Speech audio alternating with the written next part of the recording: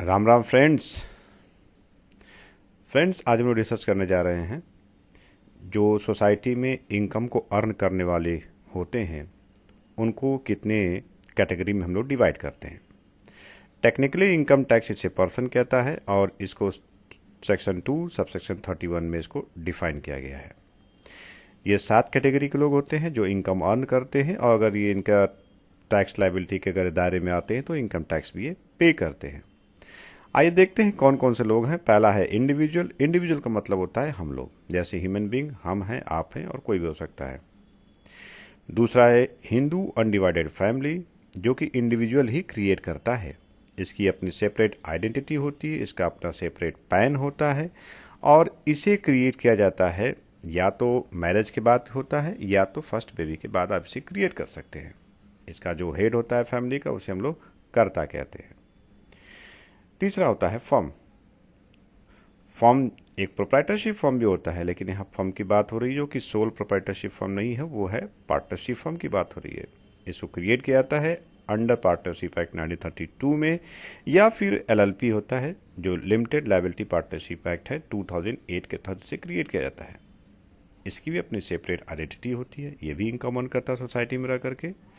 ये 3 तो हम लोग डिस्कस कर चुके हैं, बाकी बचे 4। आइए उसको हम लोग डिस्कस कर लेते हैं। एओपी और बॉडी ऑफ इंडिविजुअल, सिंपल सा कॉन्सेप्ट है। एओपी एसोसिएशन ऑफ पर्सन और बीओआई है body of individual. Association of person में एक इंडिविजुअल हो सकता है और एक नॉन इंडिविजुअल हो सकता है। दोनों ही नॉन इंडिविजुअल हो सकते हैं, लेकिन दोनों इंडिविजुअल नहीं हो सकते हैं।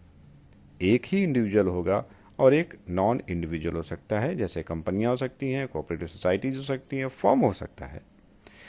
एग्जाम्पल में लिया ज्वाइंट वेंचर का लिया, कोऑपरेटिव सोसाइटी लिया। मैंने कुछ एग्जाम्पल दिया है, इफको है, अमूल है, ये कोऑपरेटिव सोसाइटीज के एग्जाम्पल है। आप ज्वाइंट वेंचर के एग्जाम्पल को ढूंढ सकते हैं, गूगल सर्च करेंगे आपको 100% मिल जाएगा।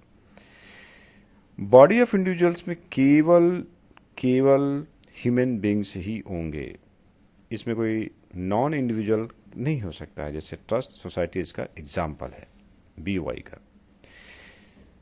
नेक्स्ट देखते हैं फ्रेंड, कंपनीज भी आती हैं। कंपनियां भी इनकम अर्न करती हैं। कौन सी कंपनियां? जो इनकॉर्पोरेट हुई हैं 1956 या 2013 कंपनीज एक्ट जो ये अमेंड हुआ है। इसमें डोमेस्टिक कंपनियां आती हैं। ज्यूरिडिकल पर्सन, जिसको लीगल पर्सन के रूप में जानते हैं, इसमें स्कूल्स हो सकता है, कॉलेजेस हो सकते हैं, यूनिवर्सिटीज़ हो सकते हैं, आइडल भी हो सकते हैं।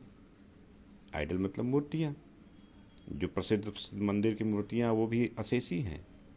आप जानते भी होंगे, नहीं जानते होंगे तो आपके लिए यूनिक बातें हैं। काशी विश्वनाथ टेम्पल, काशी विश्वनाथ बाबा जो हैं वो क्या हैं? वो असेसी हैं, वो टैक्स पे करते हैं। लोकल अथॉरिटीज़ की बात करें, इनको एक्ट बना के बनाया जाता है, जैसे म्यूनिसिपल कॉरपोरेशन, कैंटोनमेंट बोर्ड, जिला पंचायत, ये लोग भी अर्निंग करते हैं। तो फ्रेंड हम लोगों ने देखा कि 7 ऐसे अर्निंग कैटेगरीज है, अर्नर्स की कैटेगरीज है जो कि इनकम कमाते हैं। इस सेक्शन को डिस्कस करने का मतलब क्या हुआ फ्रेंड? इस सेक्शन को जो डिस्कस किया गया है इसका बस इतना ही है कि कितने प्रकार के ऐसे लोग हैं जो सोसाइटी में एग्जिस्ट करते हैं और इनकम को अर्न करते हैं। तो इनकम को अर्न करते हैं तो सभी के लिए एक पैटर्न कैलकुलेशन का नहीं दिया गया है। अलग अलग लोगों की नीड्स अलग होती है, उनका सोसाइटी का स्टैंडर्ड अलग अलग होता है, उसी हिसाब से उनको इनकम टैक्स पे करना पड़ता है। क्योंकि कंपनीज को हाउस की, व्हीकल्स की रिक्वायरमेंट नहीं होती है, मेडिकल फैसिलिटी की रिक्वायरमेंट नहीं होती है। ऑब्वियस सी बात है, कंपनी नॉन लिविंग थिंग्स है। वैसे देखें आप तो इंडिविजुअल को मेडिकल की रिक्वायरमेंट होती है, स्कूल की रिक्वायरमेंट होती है, इसीलिए इनको क्लासीफाई करके डिवाइड कर दिया गया है। दोस्तों आपको ये वीडियो नॉलेजेबल रहा होगा, यूज़फुल होगा। अगर ये यूज़फुल होता है आपके लिए तो इसे लाइक शेयर सब्सक्राइब जरूर करिएगा। Thank you for watching it.